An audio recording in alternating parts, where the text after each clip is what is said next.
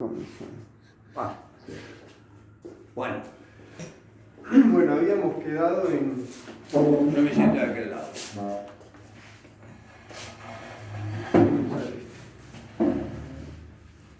Domesticación humana.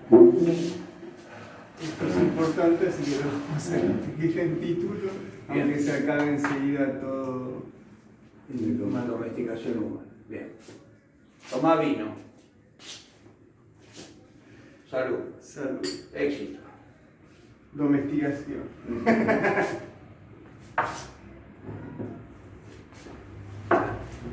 Qué bueno esto del otro loco más. Sí, me llamó la atención, ¿viste? Muy bueno. Dale, bueno. Bueno, teníamos que... Se puede definir la civilización.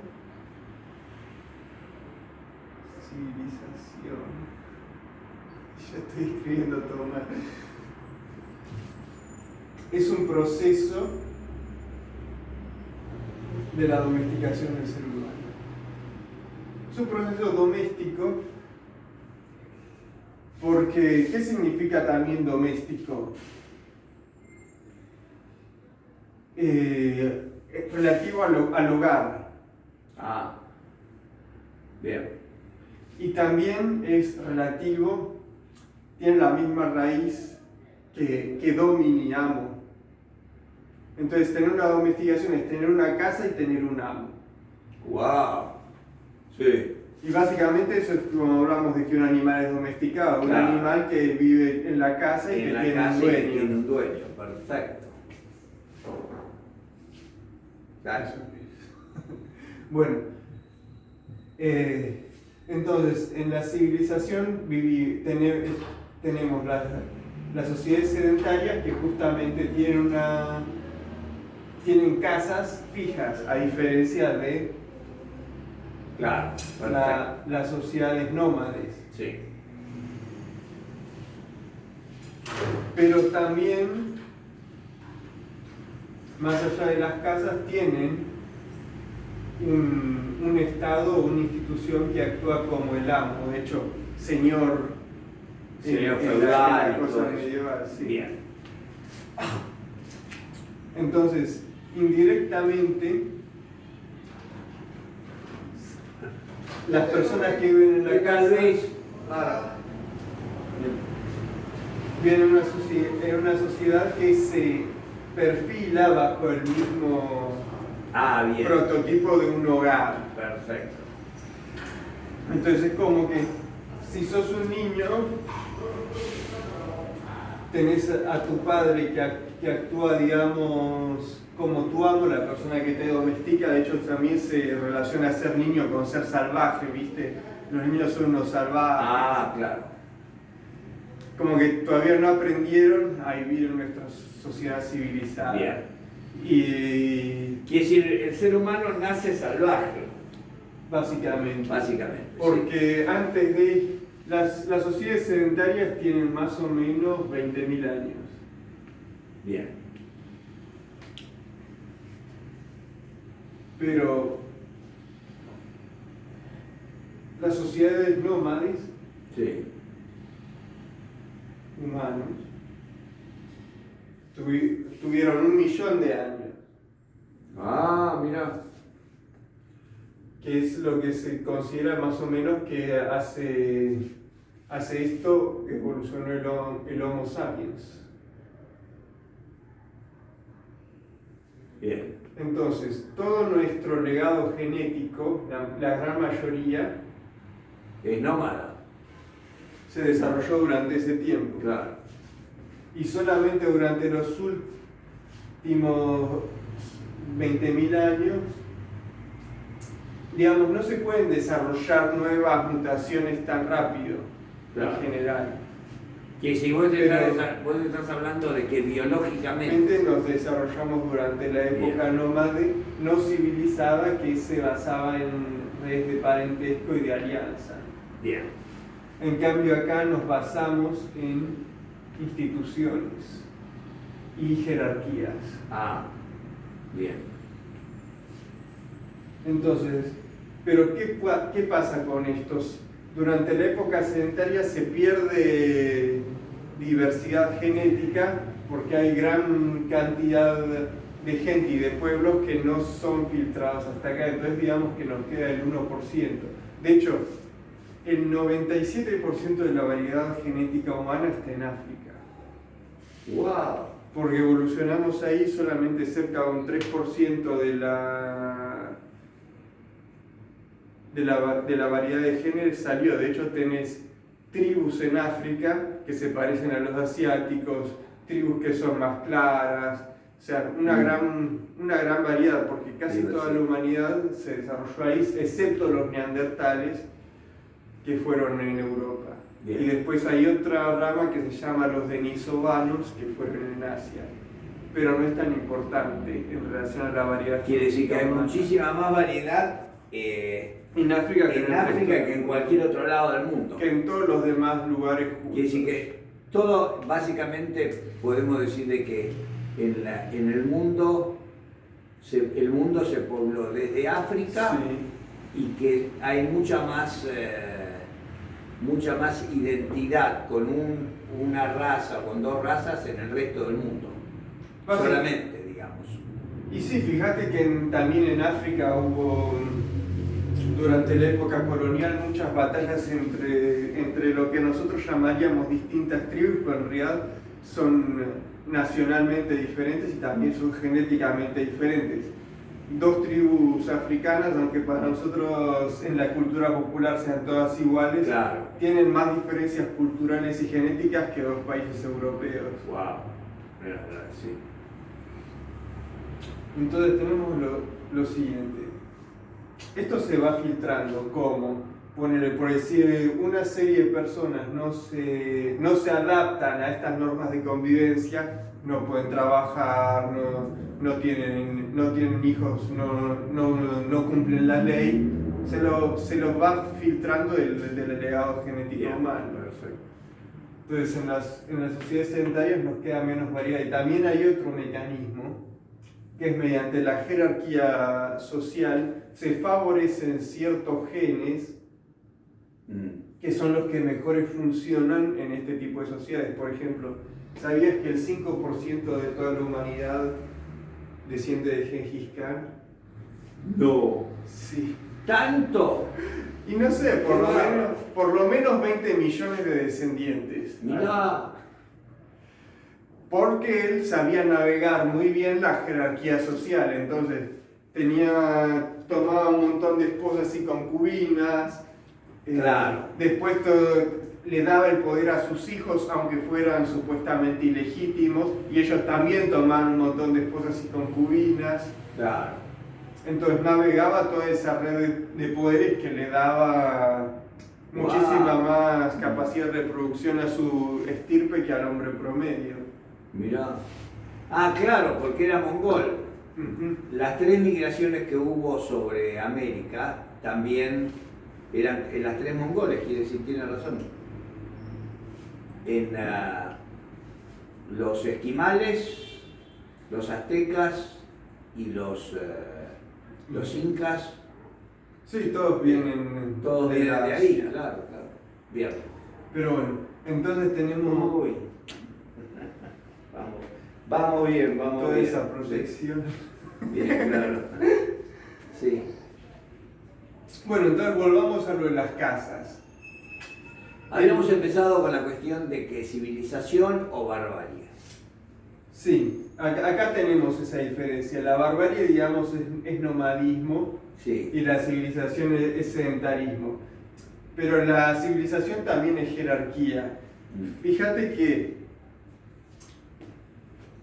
el movimiento del estirpe de Gengis Khan también fue un movimiento hacia la civilización, porque ellos empezaron como una sociedad nómade que se regía por redes de parentesco, y al conquistar una gran extensión de población se convirtieron en esto, en una casta noble, claro, que gobernaba las poblaciones que estaban sujetas en sus territorios y les extraían tributo. Bien, exacto.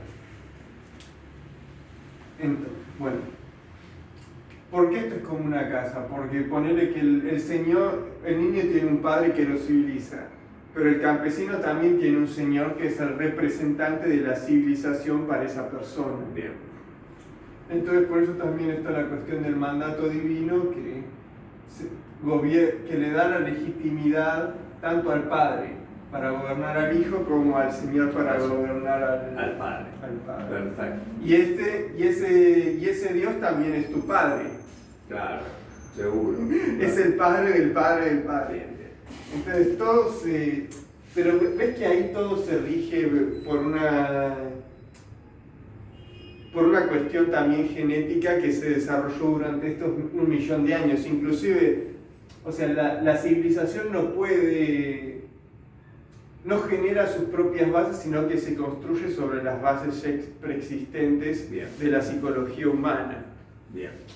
La diferencia entre un padre y un hijo es una diferencia fundamental porque tenemos que nacer necesariamente como niños en un estado más indefenso y sin conocer todas las convenciones de la sociedad. Cuando hablas de padre, ¿hablas de madre a la vez o hay una diferencia?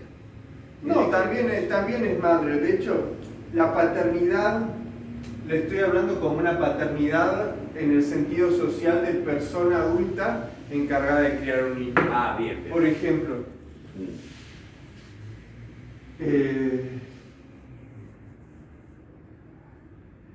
en la etnia troviandesa, que están ahí en sudeste asiático, creo que son una de las etnias que ahora hacen los indonesios, algo así. Pero fíjate lo que pasa. Bueno, en antropología se hace con triángulos y círculos, pero hagámoslo con cosas occidentales.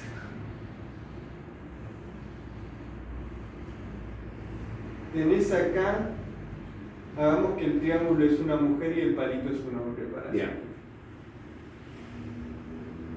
En realidad en antropología el triángulo es el hombre, pero lo hacemos con un vestidito. Estos son dos hermanos, hombre y mujer. Bien. Y este es el esposo. Bien. Pero sucede lo siguiente: el esposo no es el que cría al hijo, sino que el hijo es criado por el hermano. O sea, por el hermano y su hermana. Él solamente aporta el esperma, digamos. Ah, quiere decir que el tío tiene muchísima importancia. El tío es como si fuera el padre. Más bien interesante. Y el padre como que casi no vive con ellos, o sea, viven en una convivencia de hermana y hermano, y el padre es como si fuera el tío, ¿entendés? Viene, juega, qué sé yo, y este es como si fuera un padre estricto que lo tiene que criar respecto al mandato social. Pero eso también pasó con los nómadas. Cada sociedad tiene una estructura de parentesco. Bien. En otras tribus, por ejemplo, los niños no pueden que ni siquiera sepan quién es su padre y varias personas los crían indistintamente. Bien. O sociedades matriarcales donde solamente las mujeres crían a los hijos. Bien. Y los hombres solamente están para reproducción. Eso es un pueblo de China que es así. Digamos, el hombre está excluido de la vida familiar. Bien. En las casas, por ejemplo, las mujeres tienen cada una un habitáculo independiente y dejan entrar por la ventana al hombre que quieren y después se va. Pero Bien. Bueno, sigamos. La cuestión es que el parentesco siempre es una cosa básica, pero el parentesco, digamos, es utilizado y reutilizado para justificar las estructuras jerárquicas de la civilización en base a abstracciones que se basan teóricamente en el parentesco, pero que en realidad son usadas para construir mecanismos de dominación. bien. Entonces, ¿Qué es la domesticación humana? Es cuando no se... Cuando la persona nunca pasa del estadio de estar en sumisión, nunca llega a ser un igual. Bien. Porque fíjate que en este tipo de sociedades, el niño crece y vuelve a estar ahí. O sea, es igual a lo que son sus figuras paternas. Bien. Pero el campesino nunca crece a ser igual al Señor. Claro. Tiene una diferencia que se supone fundamental y que los diferencia de manera definitiva, desde que nace hasta que muere. Bien. Por eso el campesino está sometido a una institución doméstica. Sí. Bien. Bueno, entonces, ¿alguna pregunta? No, hasta ahora no, porque estoy enganchando cosas. Estoy enganchando otras cosas, pero todavía no se logra. Bueno, lo que yo diría... Estamos hablando de cuestiones que son previas a cualquier otro tipo de institución o institucionalización nueva.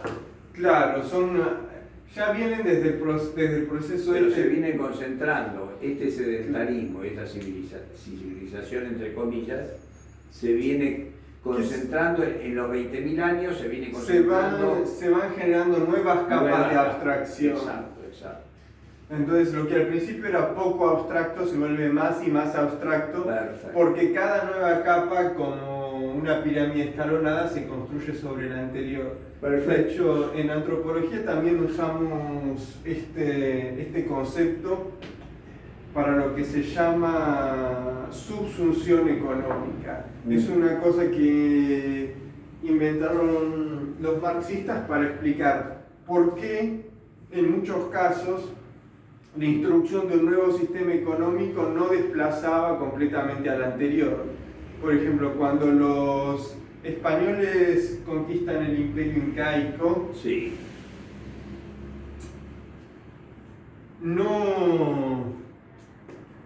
Inclusive después de desarrollar todo lo que es el mercantilismo, no abolieron del todo el sistema de obligaciones. De hecho, incrementaron lo que es el tributo en forma de trabajo, la mita. La mita, claro, bien. Sí, me acuerdo de la mita. Entonces, si ya había un sistema económico, el nuevo sistema se coloca sobre ese, el nuevo se coloca sobre ese, el nuevo se coloca sobre ese. No es que se destruye instantáneamente, se va convirtiendo. O sea, por ejemplo, todavía no, aunque vivimos supuestamente en un mundo capitalista tardío muy avanzado, no abolimos las instituciones mercantiles de la competencia por monopolios estatales en un claro, rubro, las tarifas que se cobran en la importación. Si no vivimos en un mundo... Los impuestos, claro, los tributos de importación y esas cosas, sí, está bien. Bien. Y esa era la base del mercantilismo, cobrar impuestos para todo, para sostener el Estado, porque no había un concepto de una industria que se desarrollara. Y fíjate que en el futuro no termina eso, sino que solamente se somete al nuevo sistema de producción. Porque si hubiera terminado, viviríamos, digamos, en el mundo perfecto de Adam Smith, donde no hay... Bueno, estamos tratando de hacerlo, ¿vale? Podemos tratar, pero todavía no. Bueno, entonces, ¿qué pasa? Cada nuevo nivel de sistema se construye sobre el anterior. Y así, y eso significa que en cada nuevo nivel hay un nuevo aspecto de la vida humana que está domesticado. Esto todavía no desarrollé exactamente cuáles son las etapas, pero digamos que va desde lo más público hasta lo más privado. Lo primero en domesticarse es lo más público. A ver. Digamos, la cuestión de las leyes. Quiere decir, el hombre fuera de su casa es lo primero que se domestica. Es lo primero que se domestica explícitamente. Pero no pareciera de que naturalmente uno empieza por su casa, domesticarse quiere decir, ahora me siento cómodo en mi casa, estoy encerrado y me siento bárbaro. Pero eso porque estamos en el último nivel de domesticación. Ah, a ver. Eso es lo que está pasando ahora. Cuando te dicen, quédate en casa, quédate en casa, quédate en casa. Allá al lado del parque, que está cerrado, Claro. dice, no salgas si no tenés una absoluta necesidad. Algo así, un cartel gigante. Exacto, sí, sí. Quiere decir, bueno, entonces lo público es lo primero que se domestica Sí, por leyes. Sí. Porque esto genera lo que te dije ayer, convenciones dinámicas. Bien. Y no escritas, orales. Orales, bien. Entonces, como son orales, siempre están sujetas a una continua transformación. En cambio, en la civilización, No importa, ya está, entiendo. Civilización. Sí. Pero lo estamos grabando, paso papelón. Ah, importa. Hacemos una edición. Le pegamos una partecita. Bueno, las convenciones dinámicas orales son una muestra de la barbarie, al igual que lo que podríamos llamar igualitarismo primitivo.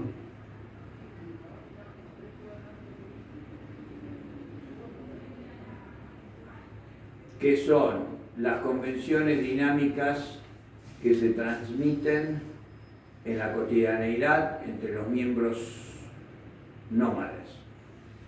Entre una tribu. Entre una tribu, La digamos, función o que entre cumple todos los cada miembros de uno, esa sociedad. la función que cumple cada uno en la tribu, ¿está bien? Que se transmite de manera oral y cada uno se asume en eso. No es la función que cumple cada uno, sino más bien las características que comparten todos. Ah, bueno. Entonces, Sí. yo soy de un Nuer, una tribu africana, entonces para mí es muy importante el ganado, porque son pastores. Claro. Pastores nómades, de unas tipo vacas, pero que tienen cuernos gigantes, son muy buenas esas vacas. Sí. Entonces, yo pertenezco a tal grupo social. Tal grupo social son los pastores.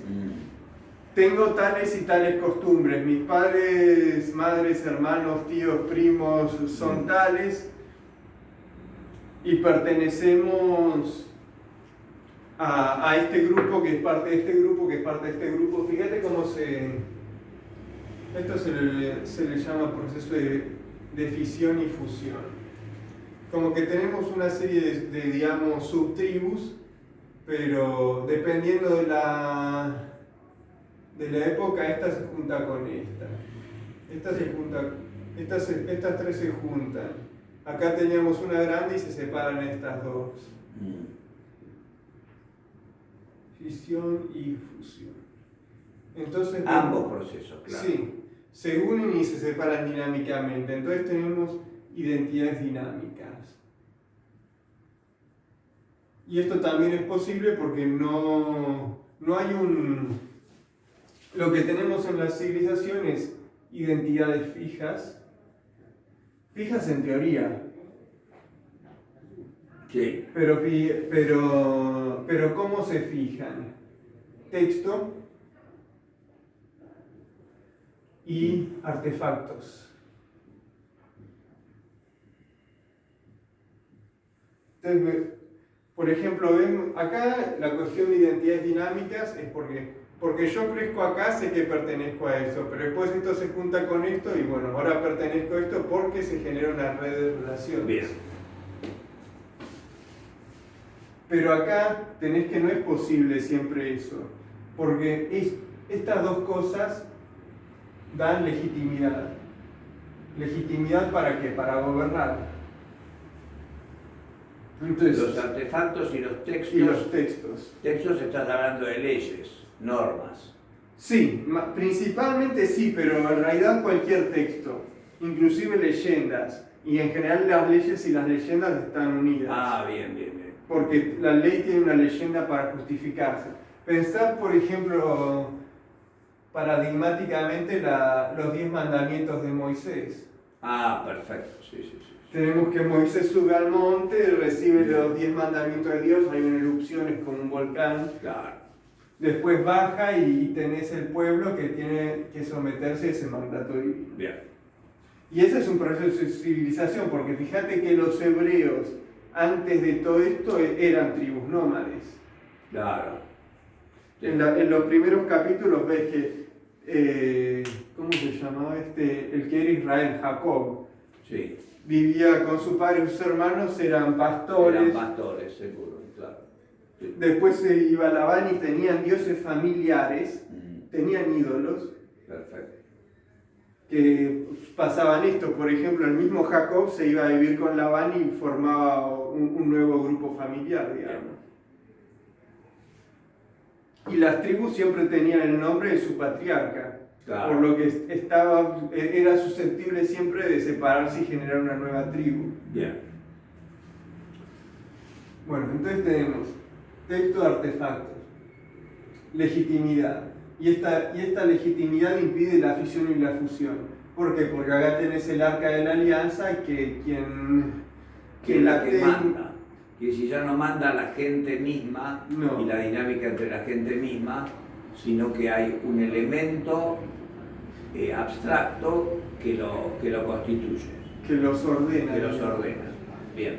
Y bueno, y el arca puede cambiar de mano, puede haber una casta sacerdotal u otra, pero si solo hay una, y si hay dos, bueno, una es falsa. Claro, bien, bien. Entonces tenés un mandato que domestica a las personas a ciertos elementos que están fijos en texto y en artefactos. Bien.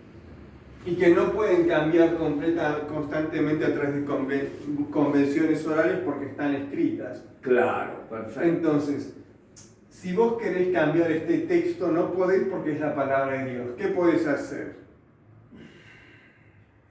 Meterle un segundo nivel de leyes. No sé dónde. Ah, acá. Como que tenés ley divina. Sí. Y después tenés interpretación. Bien. Entonces, mientras la sociedad se vuelve más compleja, a las leyes le sumás interpretaciones. Bien. Porque básicamente una ley es muy básica, aunque sea muy compleja en relación a lo que teníamos acá, no matarás. Pero el otro lado me dice que mate a tal. Entonces, ¿a quién mato y a quién no mato? Interpretación. Bien, interpretación, perfecto. Por eso en el mismo coso judío tenés el Tanaj y después tenés el Talmud. Ah, bien. Y el Talmud son básicamente las interpretaciones, que sí se pueden disputar porque son la palabra del hombre y no de Dios. Bien. Entonces eso también nos da cierta flexibilidad, porque si siempre tenemos que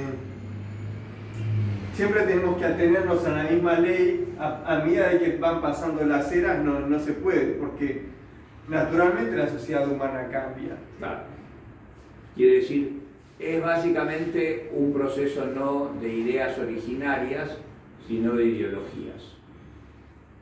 Porque se van construyendo ideologías. Porque no podés generar una nueva ley divina de la nada. Claro. O sea, técnicamente es posible, pero no tiene legitimidad. Perfecto. No podés atenerte a la misma legitimidad. Y fíjate que dijimos que la ley divina venía de la leyenda. Sí. Entonces, si querés generar una nueva ley divina, la primera base que tenés que tener es una nueva leyenda. Bien. Hablemos, por ejemplo, de los mormones. Ellos sí pretendieron que había nuevas leyes divinas, aunque también por legitimidad tenían que decir que texto y artefactos judio-cristianos eran reales. Entonces, sí. Para Tuvieron que crear la leyenda de John Smith sí, para justificar añadir otra ley divina a la ley divina en el mismo nivel y que no sea una interpretación como digamos Lutero o los católicos, tenían que tener otra leyenda para justificar cómo se obtenía esa ley divina. Entonces surge todo eso de las tablillas de oro que encontró y que solamente por milagro los pudo descifrar. Bien, perfecto. Sí. Entonces, lo primero que se domestica es las leyes, que es el ámbito en el cual se relacionan las personas fuera de lo doméstico. Porque lo doméstico es lo de casa. Sí. Bueno, vamos bien, ¿eh? Ahora me gusta la cara. Sí, dale. Entonces, la relación entre entre el campesino y su hijo, capaz no está tan regulada, porque el Estado todavía no tiene el poder para llegar a ese nivel de microtransacciones humanas. ¿Estado, decís Estado en qué sentido? Como la institución. La institución, claro. Bien. La institución dominante en la sociedad. Claro. Por ejemplo, en la iglesia podés tener el cura en la misa, podés tener el cura en la plaza pública, pero no puedes tener un cura en cada casa. Claro. Bien. En ese momento. ahora vamos a ver. Entonces, lo primero que se regula es la relación fuera del ámbito del hogar y de la familia más inmediata.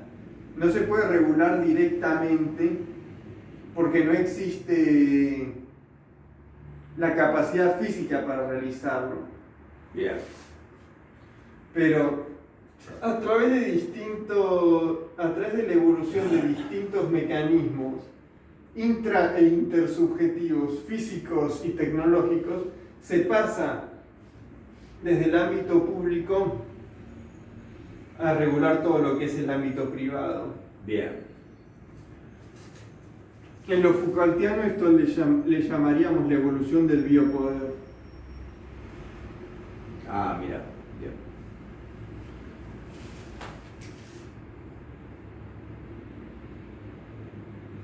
¿En qué se diferencia el concepto de biopoder que el de domesticación?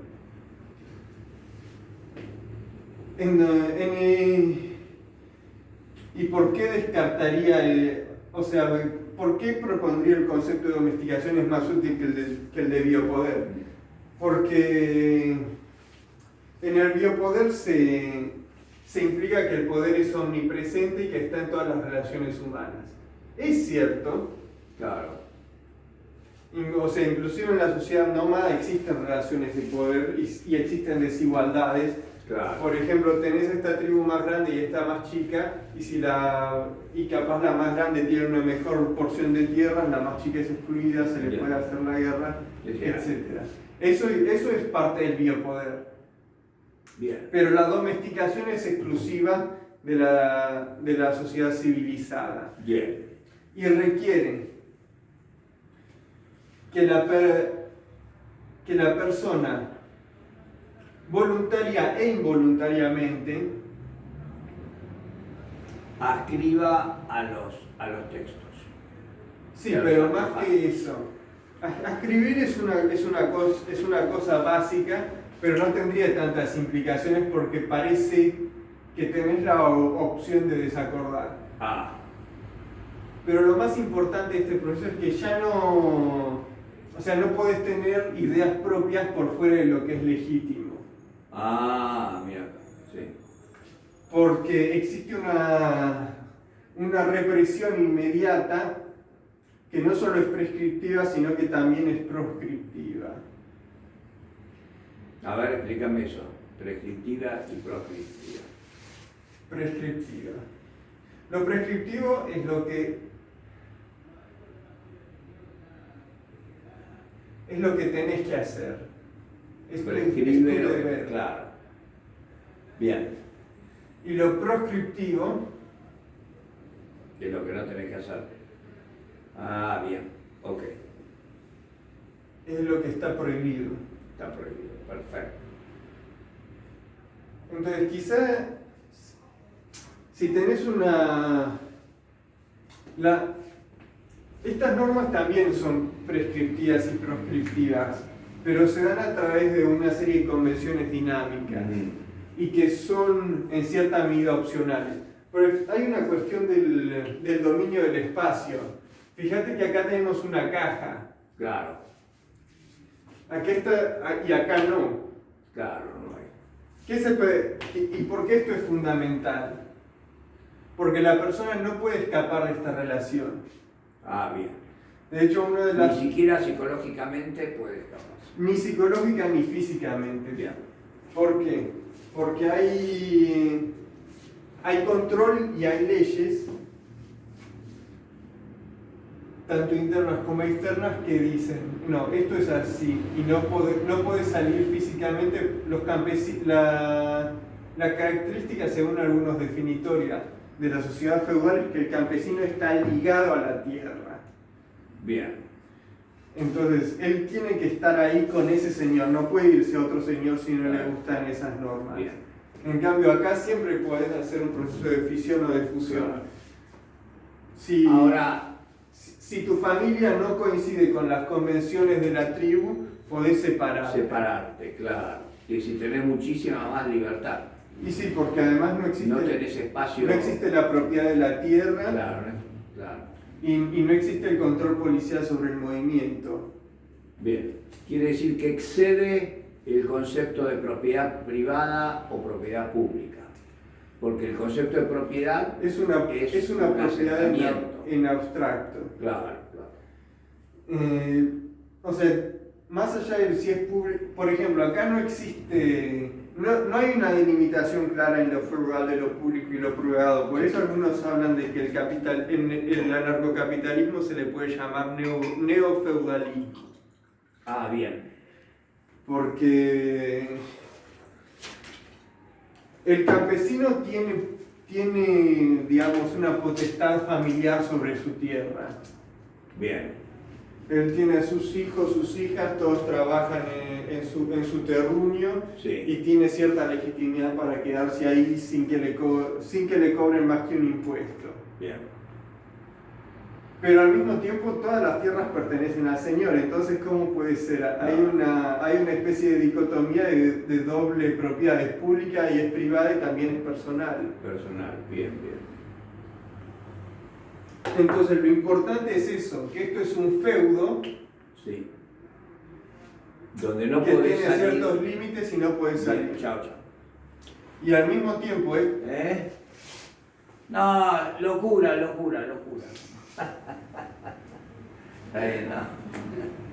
Después los invito a charlar.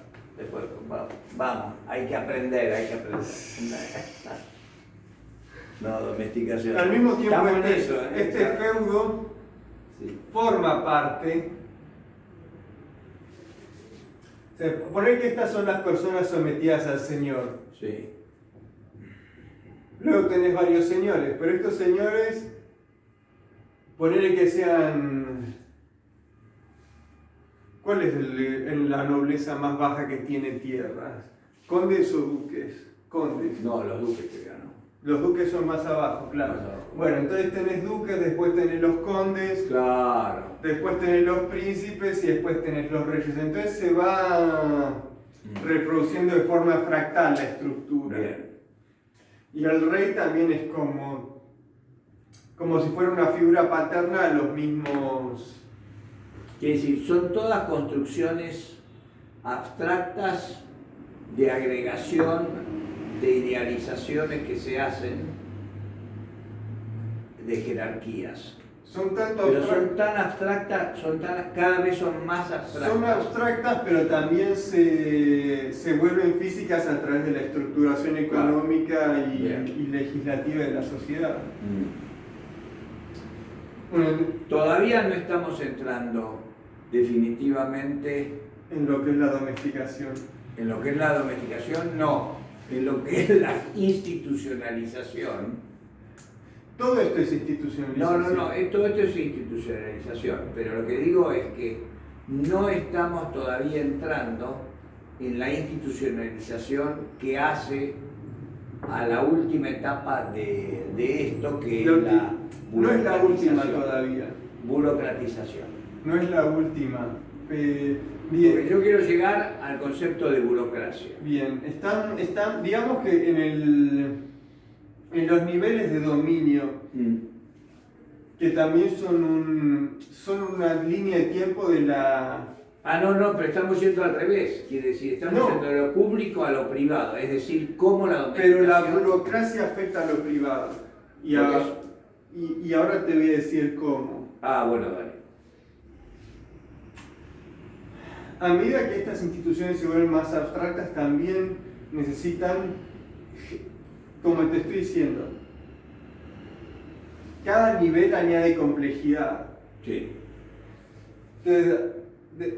Los estados-nación se pueden conformar con lo que eran los territorios de varios reyes, inclusive. Bien. Primero los imperios absolutistas. ¿Qué hace el imperio absolutista? ¿Por qué el rey necesita tener el duque, el conde y todo lo demás? Porque no tiene control directo. Claro. No hay suficiente desarrollo tecnológico, y social y burocrático para que esa persona controle directamente. Bien. Cuando se desarrolla lo que se llama una burocracia imperial, se puede cortar todos los eslabones intermedios en los que hubo en los que se perdía control directo. Al emperador chino también le pasaba esto, digamos, por eso estuvo la parte de los señores de la guerra, donde varios reinos siempre se disputan el trono. Bien. Pero una vez que se desarrollan instituciones suficientemente complejas y burocratizadas, se puede controlar la población directamente desde un Estado centralizado. Bien. El absolutismo empezó con esto y los Estados-naciones lo continuaron, y ahora podríamos hablar de una burocracia global, que son las Naciones Unidas, Club Bilderberg, el FMI. Perfecto. Bien. Entonces fíjate como durante la época del absolutismo se degradó el poder de los señores feudales porque ya había un poder mayor que era capaz de controlar de forma directa. En nuestra época se degrada el poder de los estados nacionales porque ya hay una burocracia global que es capaz de gestionar, cada vez más de gestionar las economías regionales desde un punto de vista centralizado. Bien. ¿Y cómo afecta esto a la domesticación humana? Digamos que, como este control inferior, cada nuevo eslabón que se borra desde el control central al control humano significa el movimiento más de lo público al control de lo privado. Quiere decir, se van rompiendo, en esta etapa que estamos viviendo, se van rompiendo los niveles de jerarquía para llegar con un poder que controla directamente al individuo. Controla directamente al individuo, porque en vez de estar domesticado, digamos, por un señor, por un padre, por un señor feudal, por todo eso, directamente se borran los eslabones intermedios y el individuo es sometido al principio de Estado. Perfecto. Bien. Inclusive desde que es un niño, fíjate que borra el padre también. Al padre también, perfecto. Porque en las nuevas... ¿Por qué es importante tanto para la burocracia como para el biopoder? Las nuevas leyes borran el poder del padre sobre el hijo. Fíjate, bajo la rúbrica de la protección al infante, la protección a la esposa, la protección de este, la protección del otro, se deshace el último eslabón humano donde hay convenciones dinámicas orales, que es la familia nuclear. Igualmente, O sea, la familia nuclear estaba domesticada al Estado, pero como un conjunto compacto. Ahora, cada persona es individualizada y es sometida al Estado directamente. Muy bien. Y, Claro, por eso empezó la fragmentación en este sentido. en esta última etapa, claro. Pero fíjate que para gestionar todo esto se necesita ir agrandando el tamaño del aparato gestor. Claro, perfecto. Porque nosotros estamos planteando la descentralización y ellos plantean la centralización total de todo. Y la centralización es un agrandamiento progresivo del aparato burocrático. Perfecto. Porque fíjate que al principio tenías al rey o gobernante, que sería el equivalente al presidente. Como él solamente tenía que gestionar unos pocos duques o condes, unos pocos, claro. poner que serían de unas docenas, cientos o pocos miles. Sí. Y cada uno de esos tenía decenas o docenas de subordinados hasta que llegabas al señor feudal que tenía unos 5.000 campesinos. Entonces cada uno tenía una capacidad limitada de gestión. El rey no gestionaba a los campesinos, solamente gestionaba a los próximos. Pero después cuando tenés la burocracia imperial que va cortando intermediarios, después tenés el Estado-Nación, que corta otros intermediarios, ya no necesita la aristocracia en lo absoluto, y después tenés la burocracia global. Claro. Bien. O como a algunos les gusta llamarlo, el NWO. Sí, bien. Después tengo unas cosas graciosas que mostrarte, bueno, no importa. Entonces, todo esto es un agrandamiento del aparato burocrático en personal y en recursos. Porque cada vez tienen que gestionar a nivel más micro a la población y cortar intermediarios. Y el último que se corta es el paterfamilias con todo esto del machismo y todo lo demás, que sirve como dispositivo ideológico para quebrar el último eslabón de la familia.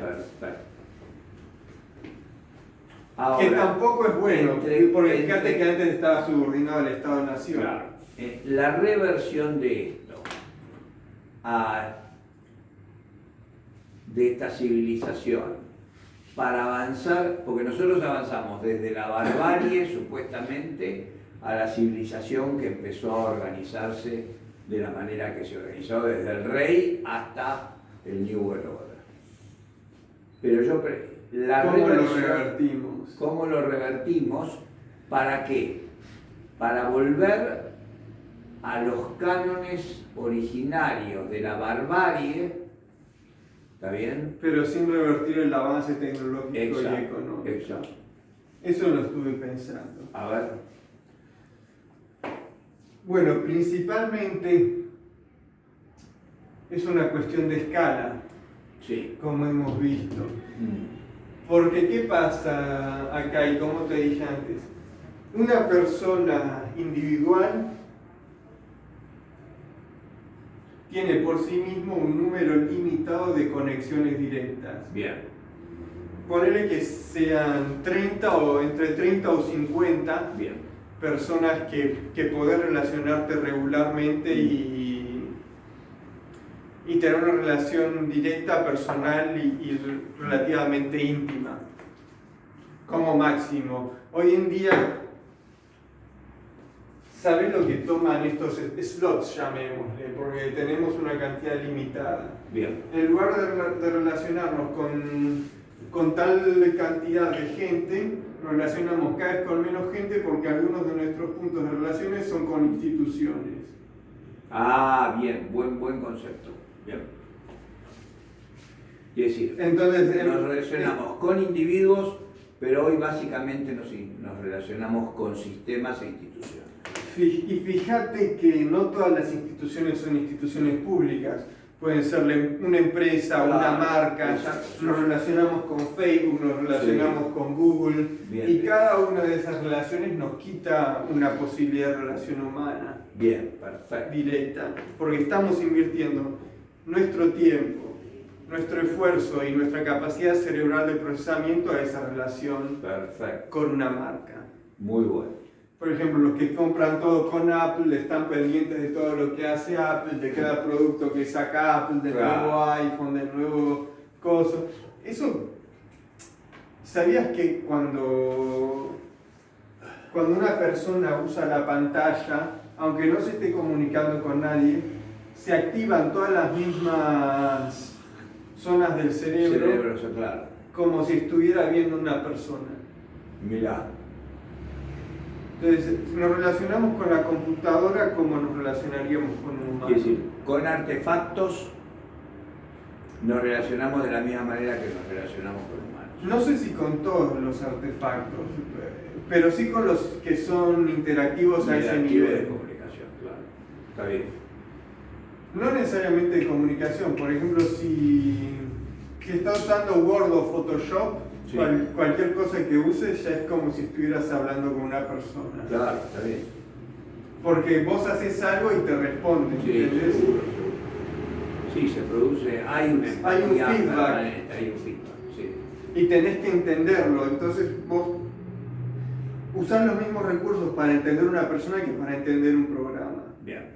Cómo responde a lo que vos haces. Con la única diferencia que con un ser humano, con un semejante, estás en un proceso de relación. Él está haciendo lo mismo que vos, que se negocia continuamente. Pero mientras que con un sistema tenés que aceptar todas las condiciones de uso que te pone. Y es lo mismo con una institución que con una computadora en ese sentido. Perfecto. Porque ya tiene todas sus leyes establecidas y escritas, y vos tenés que someterte a lo que te impone como condición comunicativa. Bien. Pero bueno, ¿cómo se deshace? Yo tengo el siguiente. Primero hablemos del objetivo. Entonces yo diría que el objetivo para deshacerlo, separémoslo así,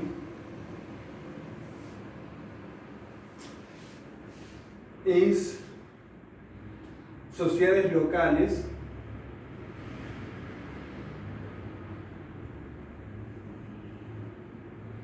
flexibles. Porque esta unión y separación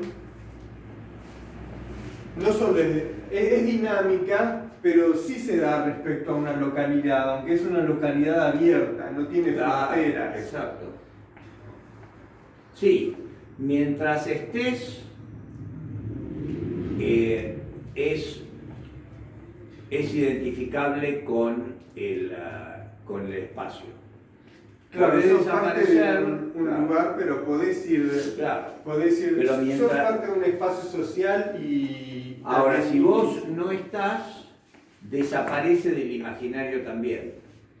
Y básicamente sí, porque pueden hacer, o sea, cuando vos te borrás de esto, dejás el slot abierto para que otra persona entre. Porque también estas sociedades tienen lo que se llama carrying capacity en ciencias de población. Sí. Estas sociedades no pueden aumentar la escala indefinidamente porque se basan en los recursos que renueva constantemente la naturaleza. Perfecto. Entonces, año a año se renuevan los recursos.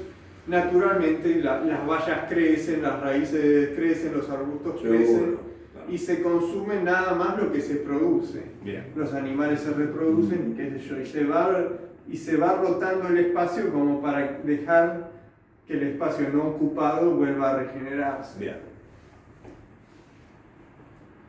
Y en cambio estas sociedades domésticas de civilización, como construyen edificaciones, tienen que hacer una explotación intensiva del mismo lugar, constante y permanente.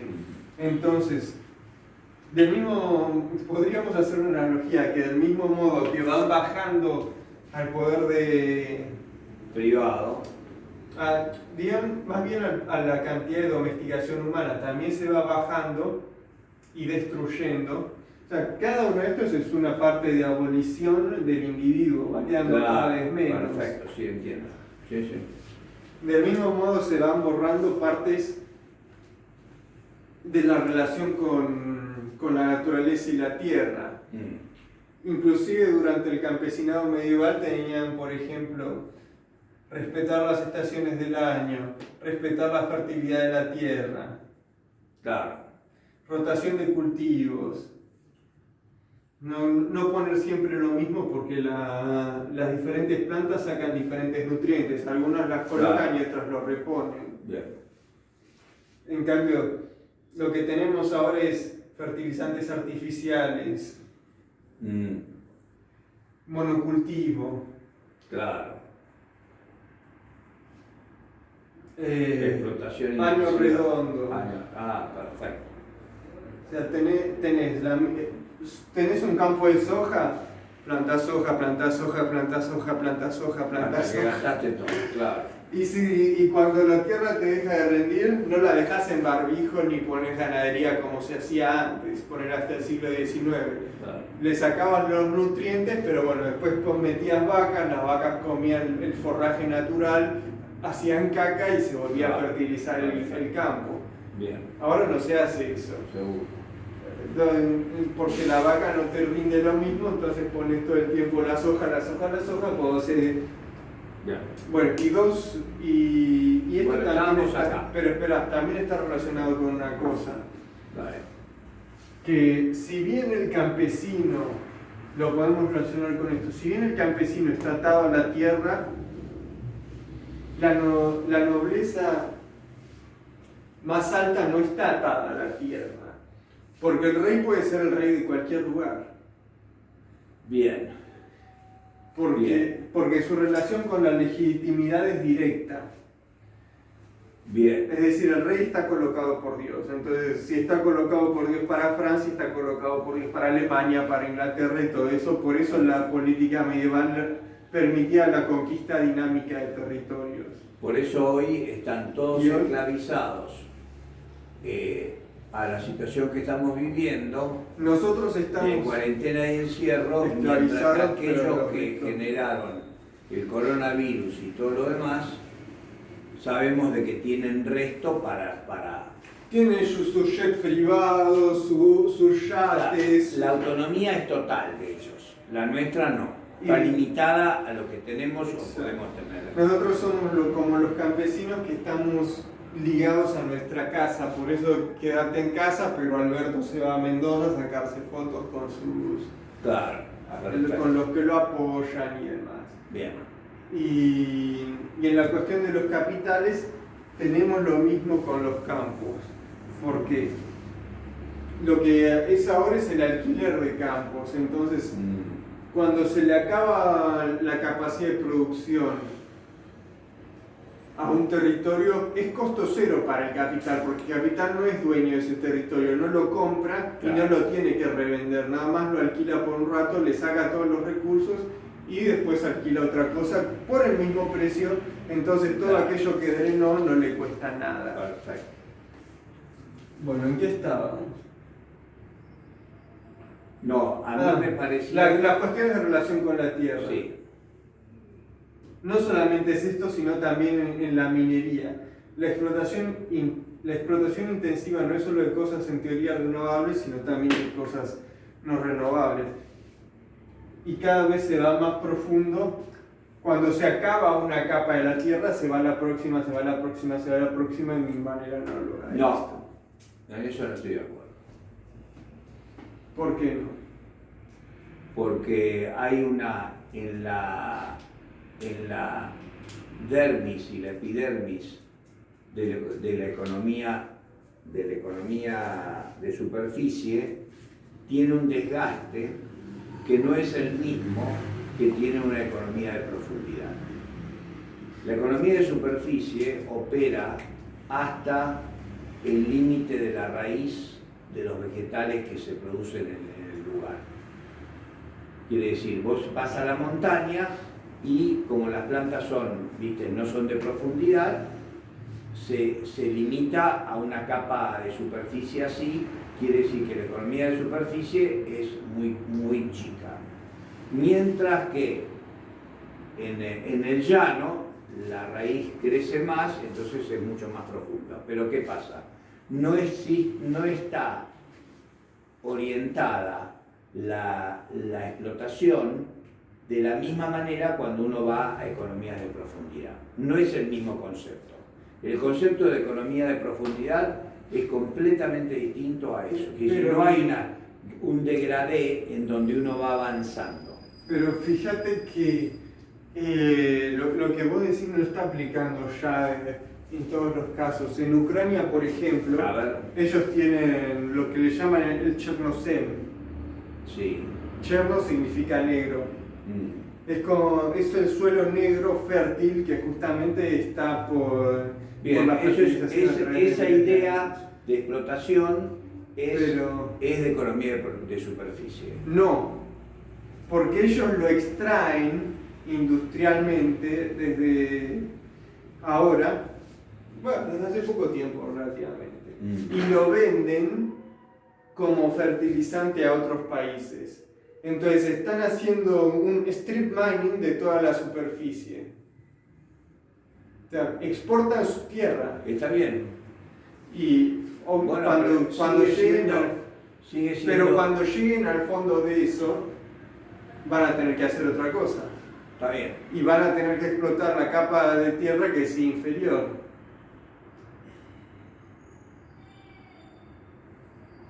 Y lo que pasa con las tierras que tenemos acá también es similar. O sea, opera como no es el mismo concepto. Pero opera... ¿Por qué? Porque vos sacás tierra, el poder que tiene la economía de superficie de generar rendimientos exponenciales, no lo tiene la economía de profundidad, que se desgasta, se consume y no vuelve a regenerarse. Eso es lo que estoy diciendo. ¿Entendés? Se puede regenerar la economía de superficie, pero lo que estoy diciendo es que no se está regenerando. No, por supuesto que no, estoy de acuerdo con eso. Entonces, sí. La economía de superficie también se está borrando, digamos. Bueno, pero ese es un problema claro de explotación. Y bueno, pero eso es lo que estoy diciendo. Sí. No es que no se pueda renovar, sino que hay un esquema de la civilización que va borrando capas de renovación. Sí. Del mismo modo que antes, por ejemplo, si se explotaba un bosque, después había que dejar que crezca nuevo. Ahora se corta y se pone ahí un campo, como está pasando en Brasil con Bolsonaro. O sea, es normal que el Amazonas se queme, todos los bosques se queman porque es una forma de renovación de las raíces, de los troncos, todo eso. Sí. Tienen que quemarse periódicamente.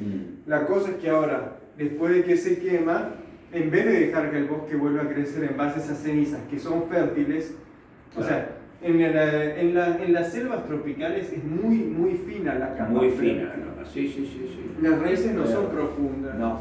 Entonces, esa capa tiene que renovarse constantemente.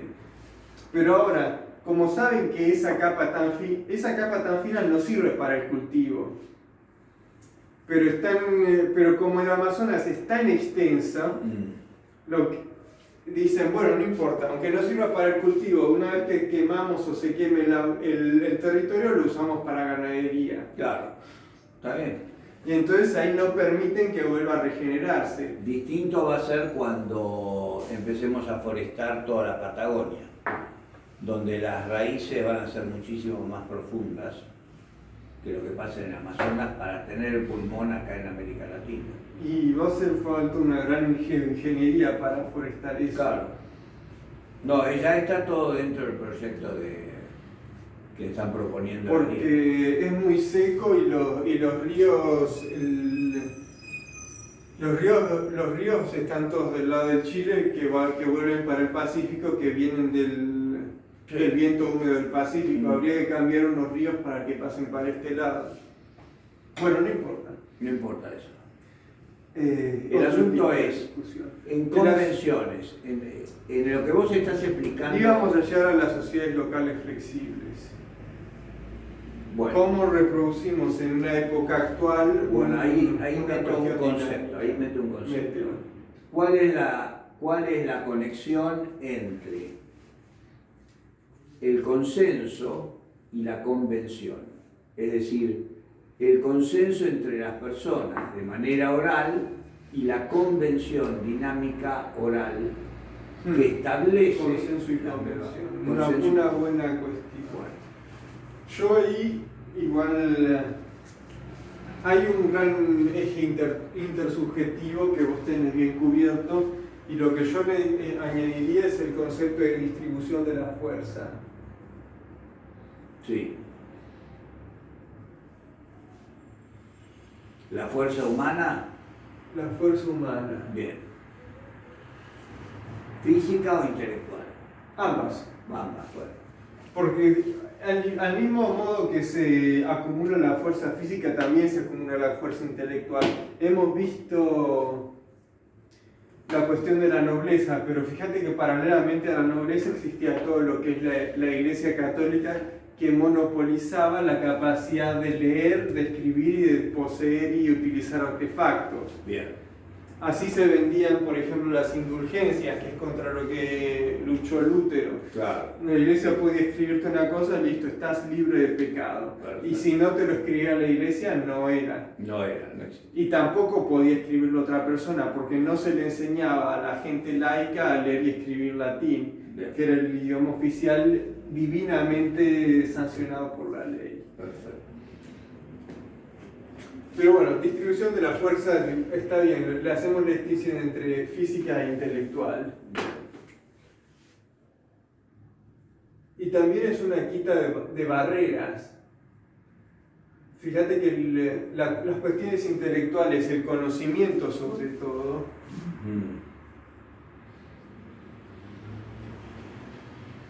en los casos civilizatorios funciona como una barrera de acceso, ya casi no queda espacio. Sí. Entonces tenés acá poder y acá no poder. Y la barrera de acceso es conocimiento especializado. No conocimiento especializado sobre cosas reales, sino sobre los ideales que se van construyendo. Ah, bien. Está bien. O sea, el poder requiere conocimiento del poder mismo. Bien. Y eso lo podemos ver ahora mucho en la cuestión de las leyes. El sistema legal argentino es más civilizado que poner el sistema legal anglosajón. ¿Por qué tenés en el sistema legal anglosajón? Tenés un jurado que a través de su deliberación dinámica oral, o sea, tiene que ser supuestamente respecto a la ley, o sea, es un sistema mixto y también es civilizado. Pero nuestro sistema es mucho más civilizado porque el suyo viene de la barbarie germánica, sí, que existió hasta el año 1000 más o menos. Los anglos y los sajones, bien, los germanos, los normanos. Bien. Que sigue manteniendo una estructura. Mantuvieron hasta ese momento una estructura barbárica y se fue adaptando a su sistema. Bien. Bajo sus usos y costumbres.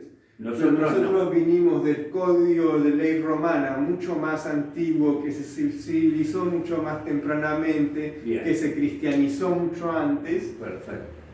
Y que por eso tenemos una ley basada en código, que es el código texto. Bien. Y no tenemos un aspecto oral significante en nuestra ley. O sea, está lo más subordinado posible. Y todo lo decide el poder a través de conocimiento especializado. El poder que son los abogados y los jueces. Perfecto. Por eso tenemos en Argentina prácticamente la sociedad más abogadística del mundo. Claro, sí, sí. Bien. En Estados Unidos, aunque tienen muchísimos abogados y muchísimos juicios, existe la posibilidad de, primero, representarse a uno mismo. Puedes pedir en tu juicio ser tu propio representante. Y de ser juzgado por sus pares. Ese es un derecho básico, digamos. Ah, mira qué O sea, bueno. Sí. En cambio acá tenés que ser representado por un especialista y sos juzgado por un especialista. Claro. Y vos no tenés ni vos ni tus pares tienen ninguna injerencia sobre lo que ocurre con la ley. Bueno, hasta ahora tenemos la presentación de todo este esquema, pero no tenemos resuelto el Bueno, problema. porque vos me Entonces, preguntaste dejamos de lo intelectual. Por eso, entonces, cortemos acá y hacemos otra presentación donde, de acuerdo a todas estas cosas que están presentes, Planteamos la sociedad local flexible. planteamos una sociedad, ¿te parece? Dale. Vamos a Está comer. bien por hoy. Vamos a comer. Muy bien. A ver si se pudo grabar. Sí.